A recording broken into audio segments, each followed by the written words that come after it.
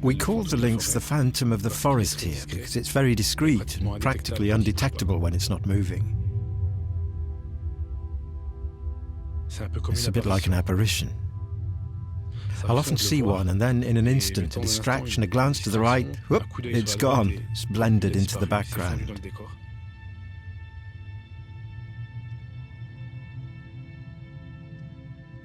I've been tracking them for a little over 10 years, and it's become a daily quest, a never-ending search.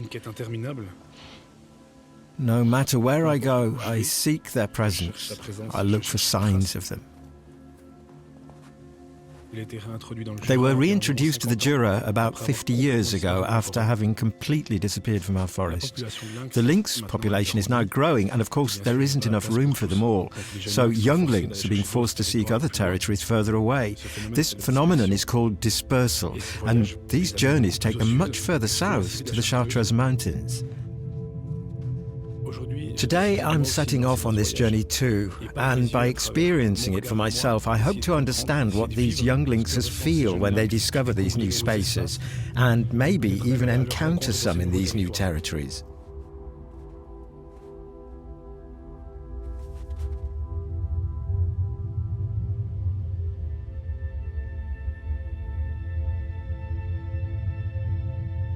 To get to the Chartreuse, the best route available for me is to do like the lynx and follow the forest corridors, and travel from the Swiss Jura through the Doubs, the Haut-Jura and Bouget to end my journey in the Chartreuse mountains.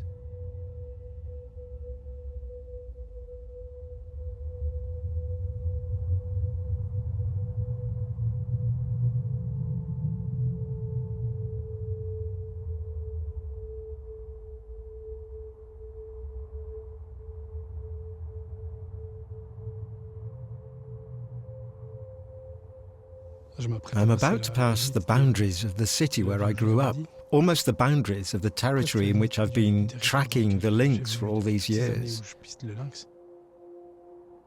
I'll have to put myself inside the animal's mind to try to guess which route to take, which ridge to cross, through which valley to pass. The forest is the environment in which I feel the most comfortable, and it's also what connects me very strongly to the lynx. It's an animal that's exclusively forest-dwelling, and that's what makes us sort of forest brothers.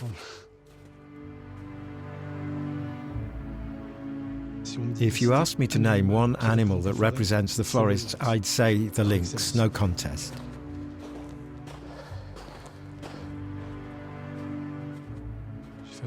I did an apprenticeship as a lumberjack to be outside in nature as much as possible. I've always been very attached to the forest, always drawn to trees. As with humans, seen from above, they all look alike, but as soon as you look at them a little closer, each one of them is unique.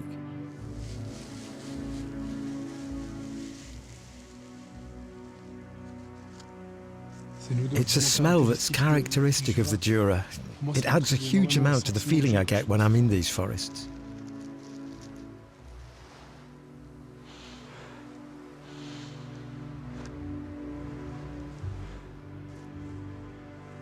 The smell of spruce is a great way of making yourself disappear, blending into the forest. To be able to put on another scent, to become a little more forest.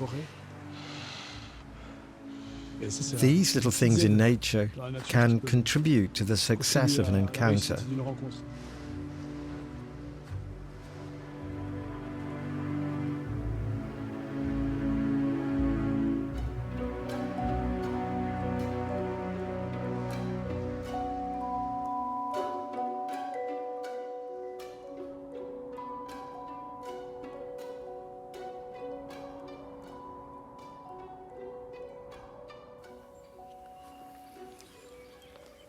When we talk about dispersal, it's a term used to describe the behavior of a young animal that goes off in search of its own territory. If you want to describe it in a more poetic way, it's really the journey for life, to become a representative of its species. Now I'm leaving behind the forests that are familiar to me, the forests of the Jura Plateau. And for me, this is where the challenge of this journey begins. Leaving my comfort zone for forests and mountains that are unknown to me. And it's the same for the lynx. I don't know how it perceives this change in the landscape. It's going to involve reading maps, reading the landscape, finding the most favourable forests, where the most dangerous and complicated crossings are the easiest. After that, there can be lynxes in pretty much any mountain range where there's a forest.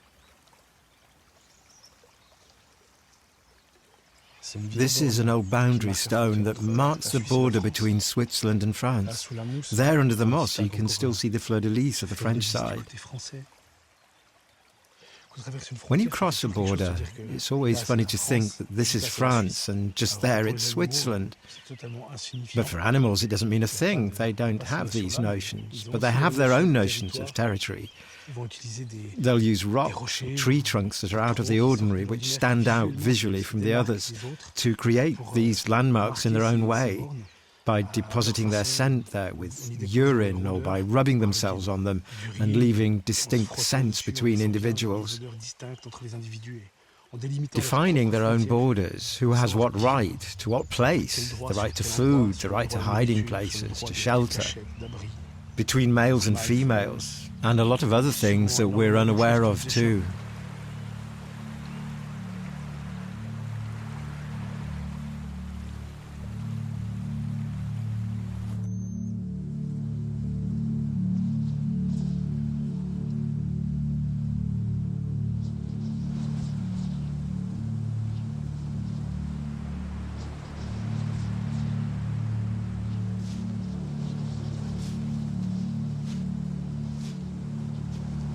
Lynx move around a great deal. They occupy very large territories. They can sometimes travel 25 to 35 kilometers a day, not necessarily in easy conditions, in the snow, in steep places. The beauty of tracking lies in this slightly hypnotic element as you move along to the rhythm of your breathing.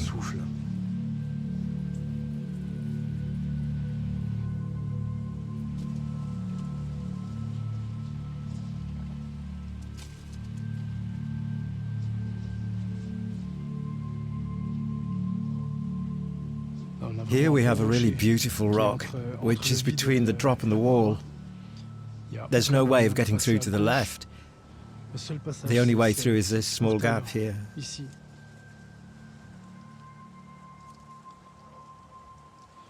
The stone is very rough. There are lots of bumps and lumps. The animals can't avoid rubbing their sides on it or rubbing their neck, like this, or part of their shoulder, and leaving some hair or a scent. Here, there's a beauty. It's long and slightly orange. It's most certainly from a lynx.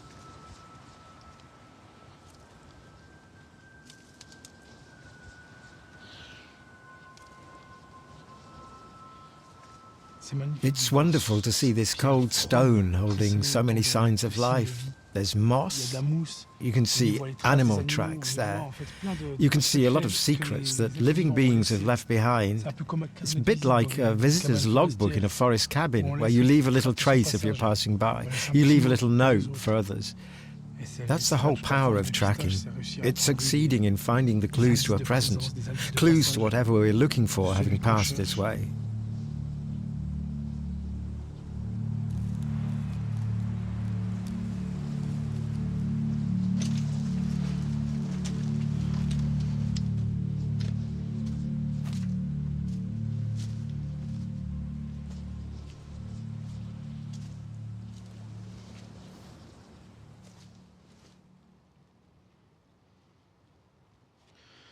This is really excellent.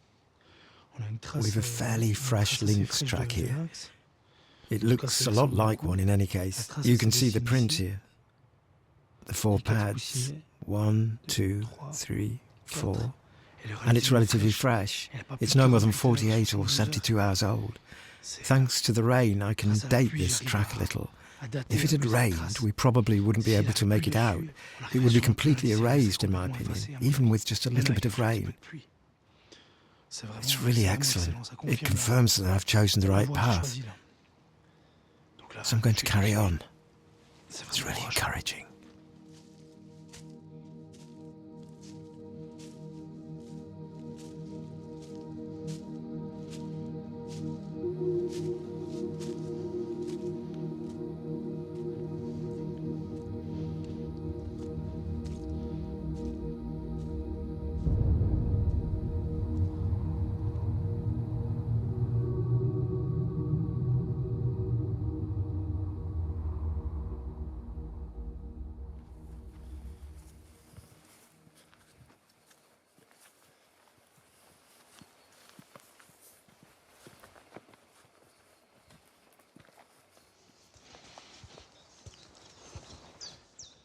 Hello. Hello. Anything interesting in the trap?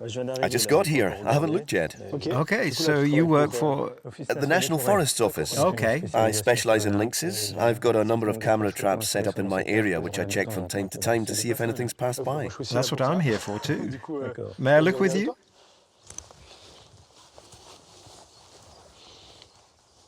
So, quite a few wild boar have gone by. What's that? A wild cat, but he passed too close to the trap. He's a bit overexposed. He must have been pretty dazzled by the flash. A beautiful wildcat. Excellent, he's a beauty. The same in daylight, going in the other direction.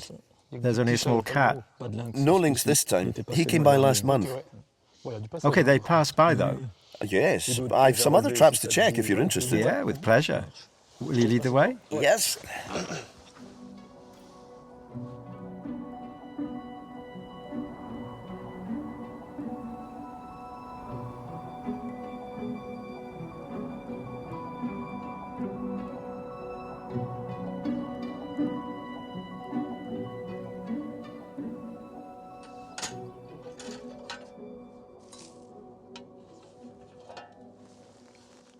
Let's see if we have a little more success on this side. Yeah.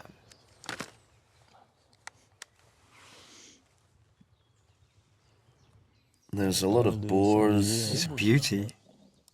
A badger. Yes, the same again. Ah, there we are. He's a beauty. He's a big guy. When did he pass by? The 9th, a week ago. Same again.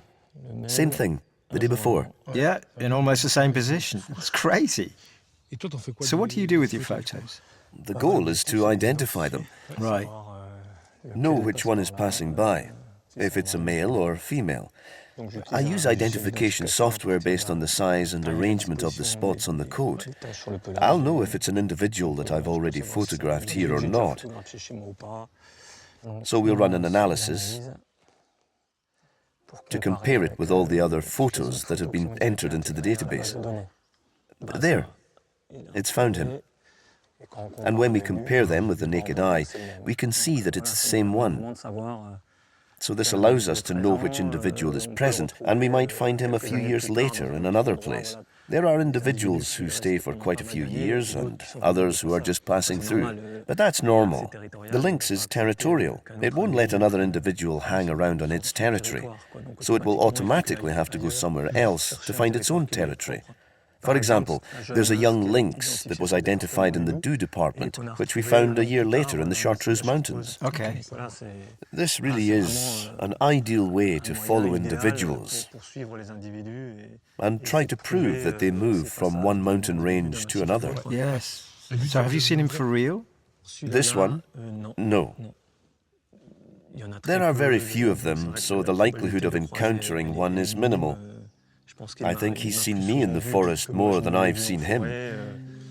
But still, it's something that fascinates me and drives me to carry on, spending hours following them in the snow, installing photo traps, checking the traps, and running the software to find out which lynx was there. But it's true that once you've made eye contact with one, all you want to do is do it again.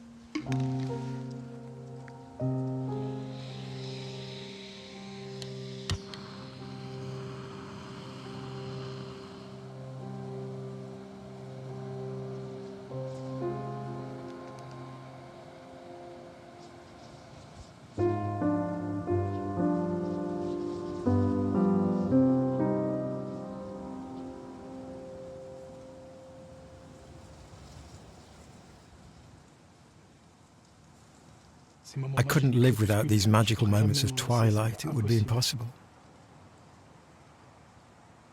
Of all the moments I spend in nature, they're undoubtedly the strongest and the ones that make me the most emotional.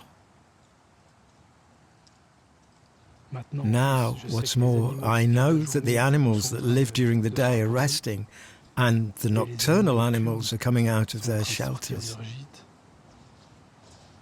Everyone's changing places, and for a brief moment of time, the world of the night is meeting the world of the day. Now there's just the wind, the peaks, the darkening sky, the vanishing rocks. They're very simple pleasures, but they're clearly part of the most beautiful moments of my life.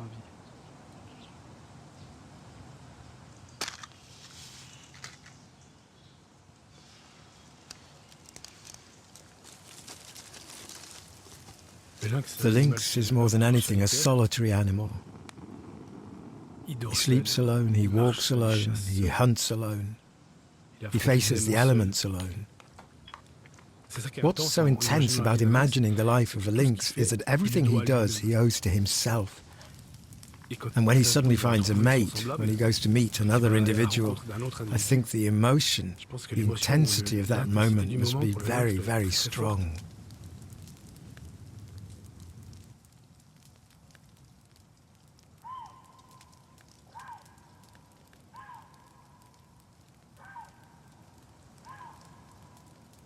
It all begins here with these hoarse calls which split the night, and which seem very loud because there are no other sounds around. There's nothing but these high-pitched guttural calls. It's known as yowling. Calls of love. And it really is in this particular period, the rutting season, when he'll signal his presence, particularly to the females he's looking for, and also to any other males who might be there. His lonely calls will go unanswered for several nights, and then suddenly they'll be returned by the calls of the female who's arrived. And there I don't even imagine the visceral power with which he must be flooded, to think to himself that he's found a mate, and that for several nights they'll be united, they'll stay together, and they'll create life. It's fantastic.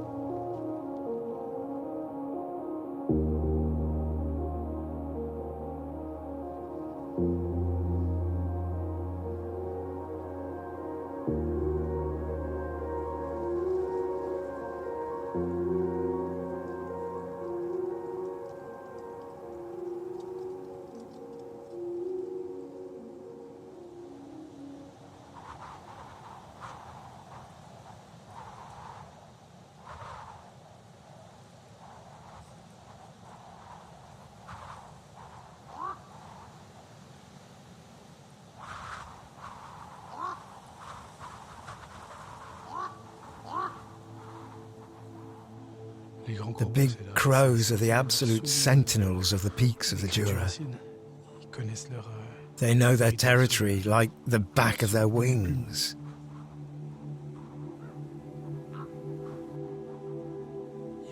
They're inspiring, they're smart.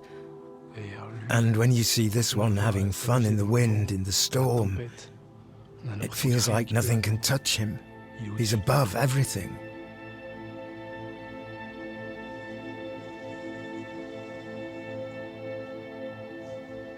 They're aware of everything that's going on. It's really worth listening to them, because when you know how to hear and interpret their dialect a little bit, it can teach us a lot.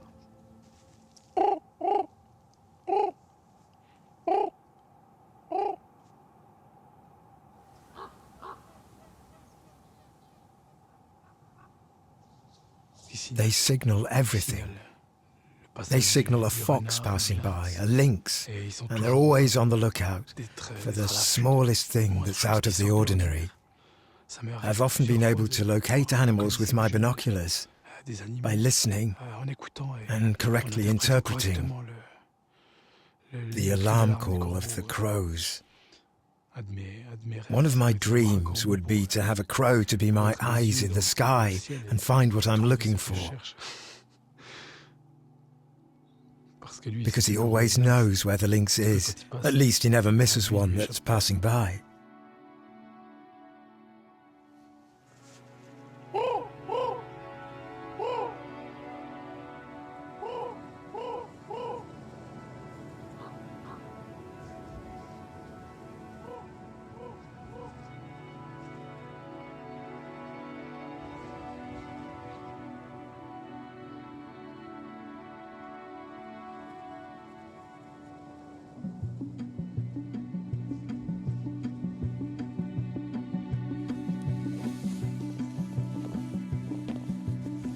Tracking is really about being able, through the prints, through what's been written in the snow, to be able to translate, to understand the story of what's gone before. It's a bit like a musical score, in fact. We get on the trail, we start to understand more and more. It's perhaps the oldest way there is of writing a story about something, the oldest storytelling medium there is.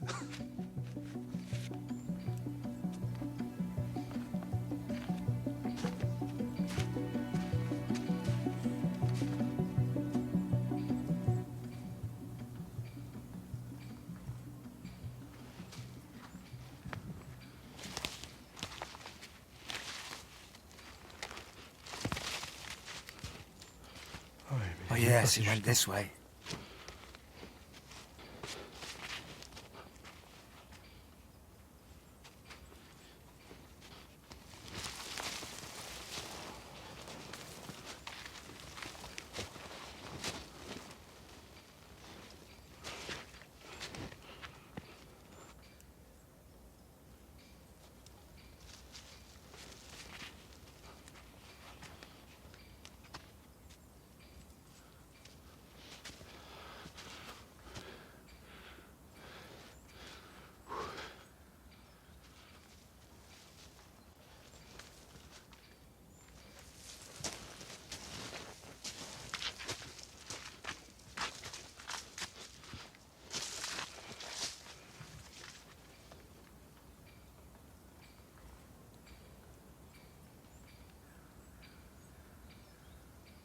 The tracks have led me here, to this quiet little area in the rocks. We've got a really nice layer where the lynx lay down not so long ago. His coat was touching the snow, it melted the snow. And when he got up to leave, as it's very cold, it made a light crust of ice on the moss. These places must be really quiet. What the lynx likes in a place like this is that it's in a dominant position. He can see what's going on. He's master of his environment, master of his movements. For the lynx, that's very important. He hates feeling hemmed in, feeling trapped by something. The more I track the lynx, the more I realize that he needs this freedom of movement, not to feel cornered, and his solitary nature reinforces all of that. For me, the lynx is pure freedom. And that's so beautiful.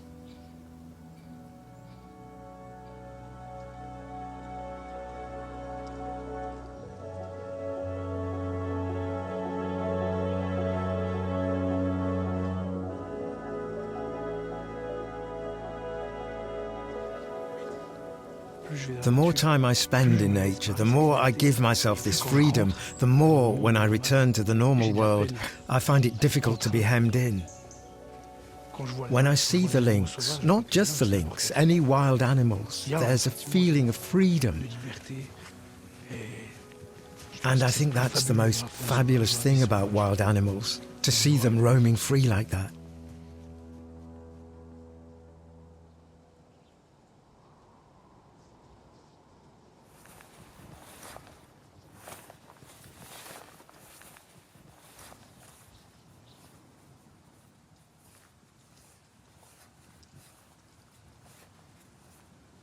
The dispersal routes for an animal like the lynx are an adventure in which every day, every hour, a danger might arise that proves fatal to the animal.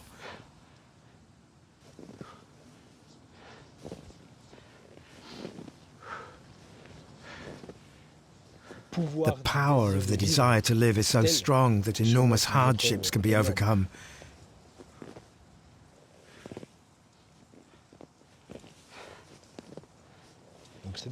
This dispersal is a really terrible ordeal.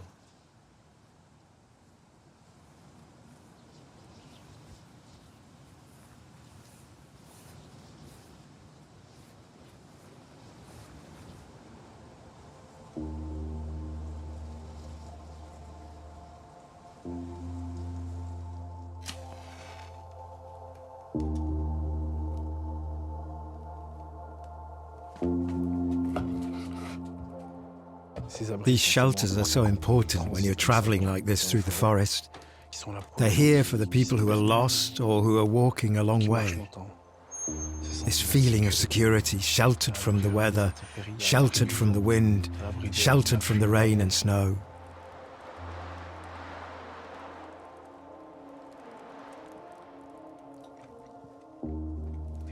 I like to imagine while I'm going to sleep that a lynx might pass by.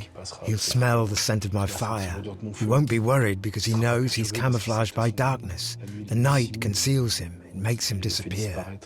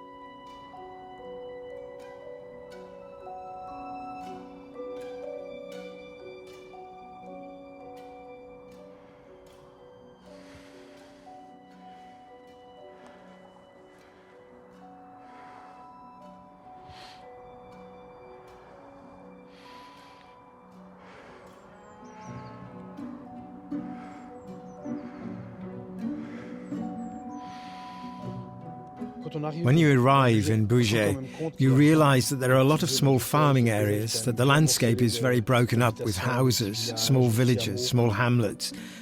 Coming here, you realize that there are bound to be issues with the cohabitation between predators and people, and that the lynx will have even more trouble finding quiet places in which to hunt without interfering with the human world.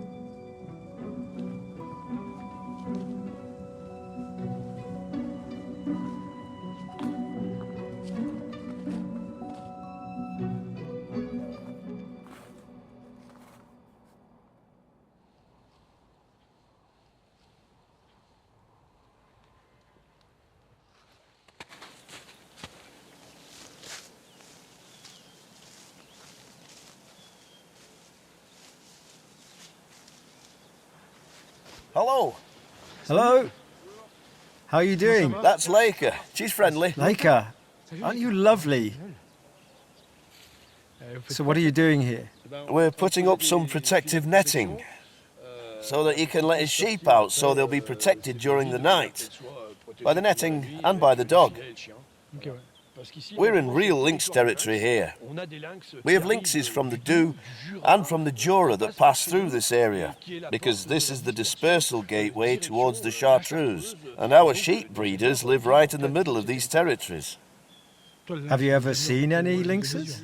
Yeah, I've seen one. When we had the first attack, it's true. We definitely wanted the lynxes to disappear. But then the next day, when I went back and I found it on the carcass, I took a photograph of it, and I thought it was pretty amazing. Now, thanks to the dog and these nets, we've managed to find a kind of balance. It's as though we made a pact. You stay away and don't eat my animals, and I'll let you live in return. It's important that everyone respects this pact, this balance, so that the sheep breeders can continue to work and the lynx can continue to live in peace.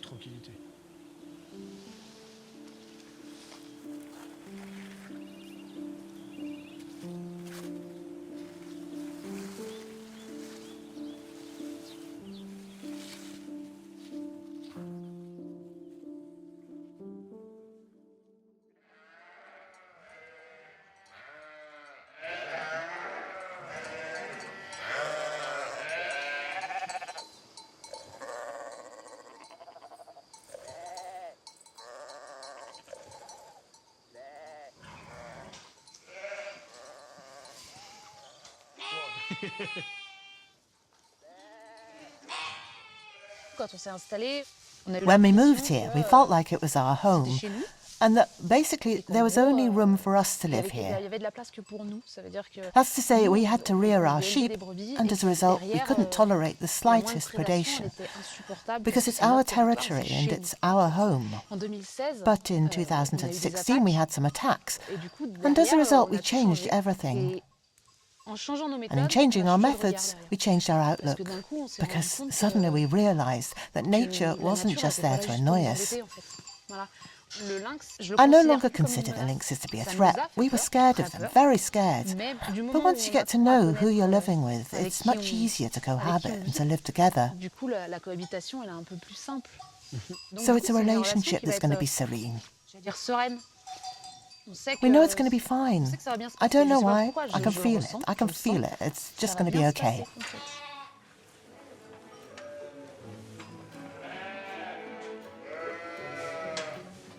Leah and Raphael arrived here. They lost some animals, and it made them deeply angry. They felt hatred. They resented the lynx and the nature that surrounded them. But they managed to change this way of thinking and to move forward, to turn this hatred into a chance to be able to coexist with the environment around their farm. It's much easier to get rid of something that bothers us than to take the time to learn to live with it. From the edge of the forest to the inside wall of the sheepfold, the dogs that sleep with the sheep, the sounds, the way of thinking, the interaction of a couple who are very close. I find it extremely touching and beautiful, in harmony with what I want to believe.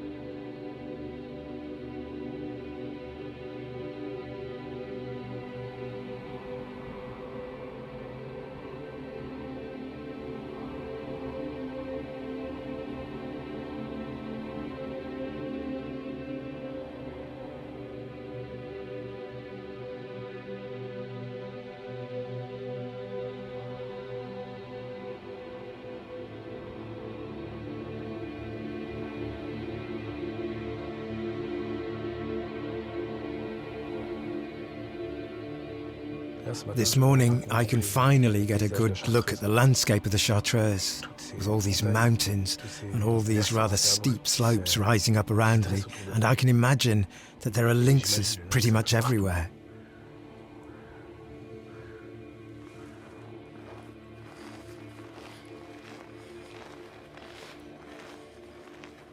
It's quite hard to plan where to search because I don't know this kind of terrain very well.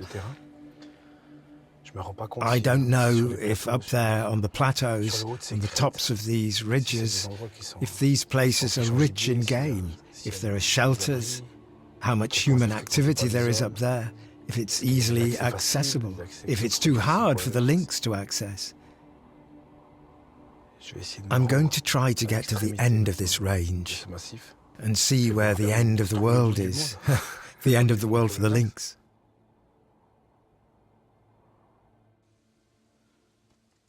This looks interesting. It's not very high either. So if it's here, it's not very high. There's definitely going to be game there. There's a very, very long rocky bar, very craggy, very long. If there is a lynx in this area, it's almost inevitable that I'll find, if not tracks, at least a sign of its presence. Yeah, I'm going to do that.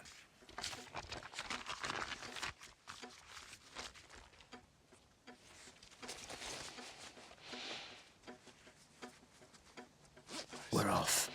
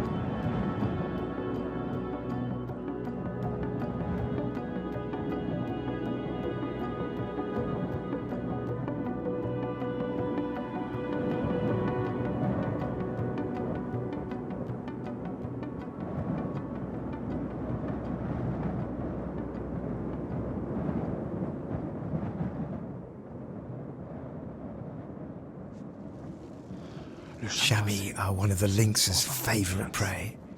Chamois and roe deer. And chamois in particular for individuals and adult lynx, because a chamois is a powerful beast. It's much heavier, much more solid than a deer. There's little chance that a young lynx, which has left home to find its own territory, will be able to bring down a prey like that. They sometimes eat other things, such as small voles, field mice, and even foxes or small wild cats. But if they can, they'll catch bigger prey like these.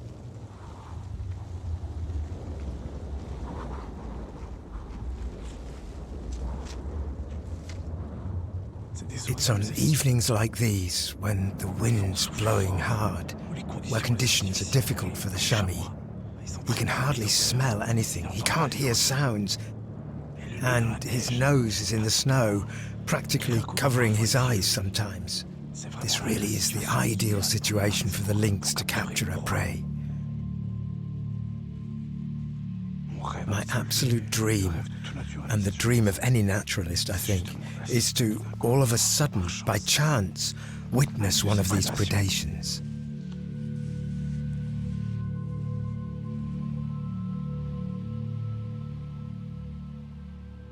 Here's the deer which was killed last night or this morning.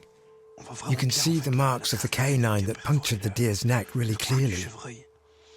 It'll be the same on the other side. It's really impressive. You can see it here. I think the deer's been lying here for some time. It was sheltered from the weather. I think it was sheltered here, lying down.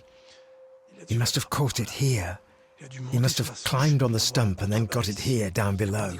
There aren't any signs of a struggle, so I think it must have been pretty quick. Here, you can clearly see the marks he made with his toes, covering up the prey like this. He covered his prey with snow. He did it to hide it. He'll come back later to eat it. With a bit of luck, if I keep well hidden and make a hide, I might get a chance to see him do it.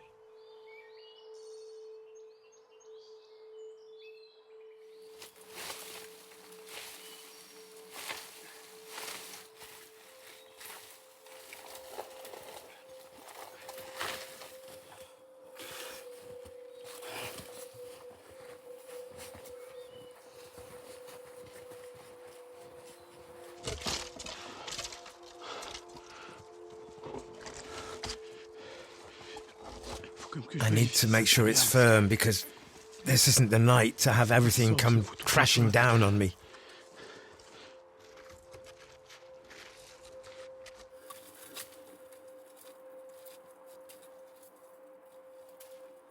The aim of the game is to leave as many natural elements as possible, not to break branches for no reason. Everything that's here already is something you don't need to go and find.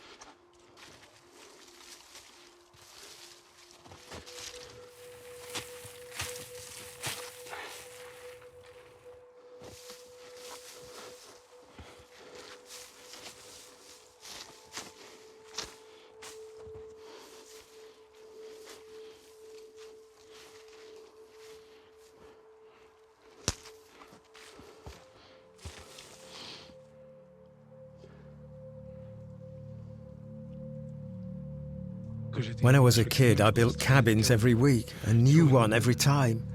Some were really cool, some were really sketchy. For me, the most useful education I got was the time I spent outside building things. Sleeping outside in the tent in winter, the first time I got too cold.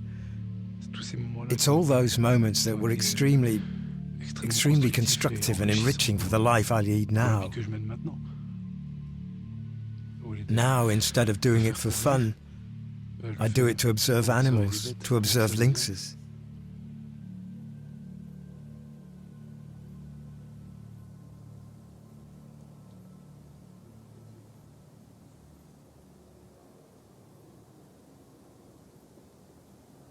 The sun is going to set soon.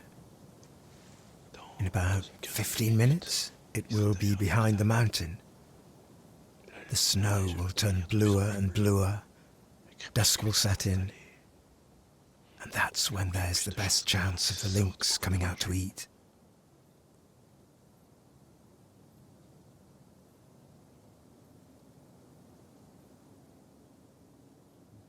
The pleasure of seeing something, of observing nature, while having practically disappeared, that's what's fantastic about a hide. It's hiding from nature, blending into it, and that's where it's wonderful. When the animal pays no attention to me being here, this is what's fabulous about a hide.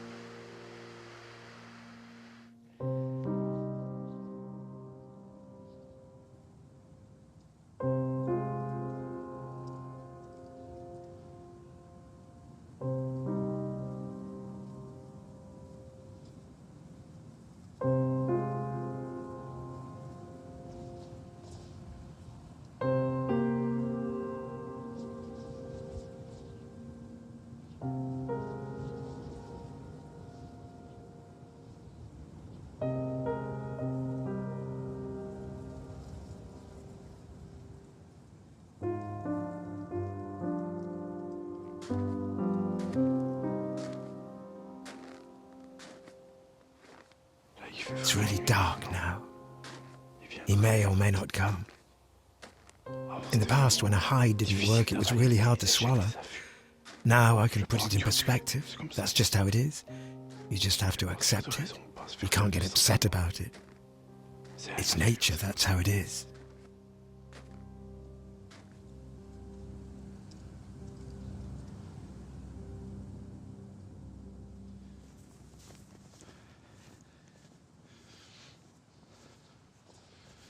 It's the end of this trip, the end of this journey, and I'm really happy that it's a day where the weather's nice and I can see the landscape. There's a particular atmosphere that emanates from this place, with the caws of the crows ringing through these valleys. It's an extraordinary atmosphere.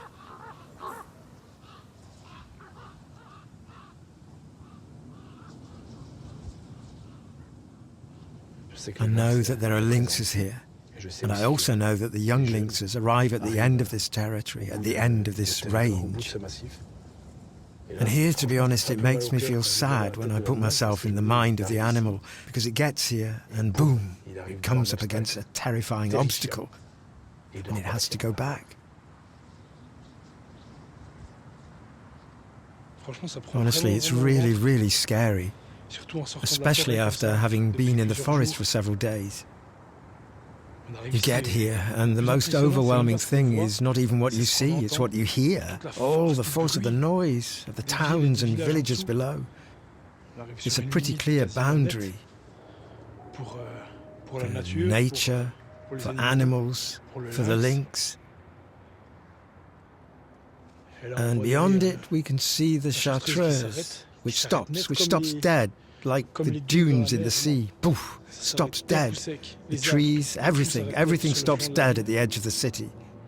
It's really very sudden. You just have to go 50 meters and you can see houses, you can see the road, the highway. There are plenty of intersecting roads, there are villages, towns, all crammed together.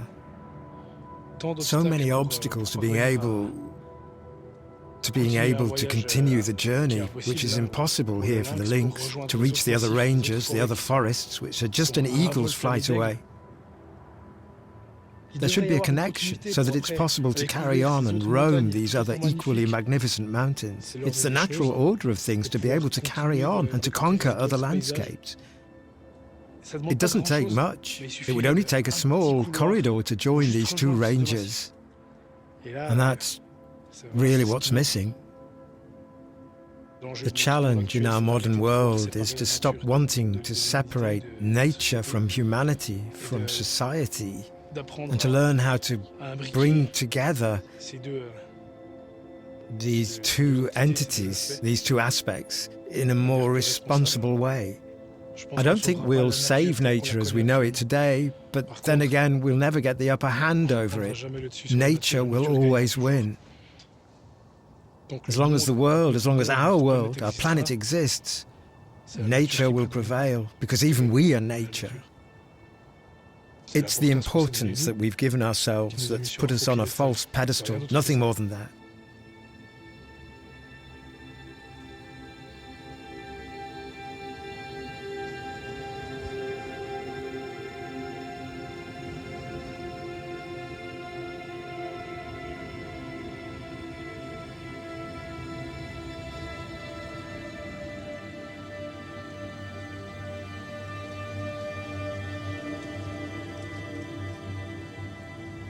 An encounter with a lynx is always incredible.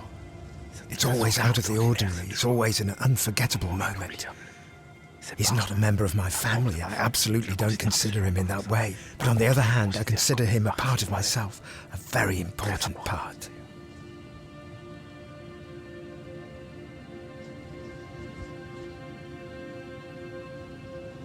I'm convinced that we don't forge links with wild animals. On the other hand, in a completely unilateral way, I'm very attached to lynxes. But all they want is that I don't disturb them, and I respect that. That's what's beautiful. Being part of nature is knowing how to keep your place, everything in its place.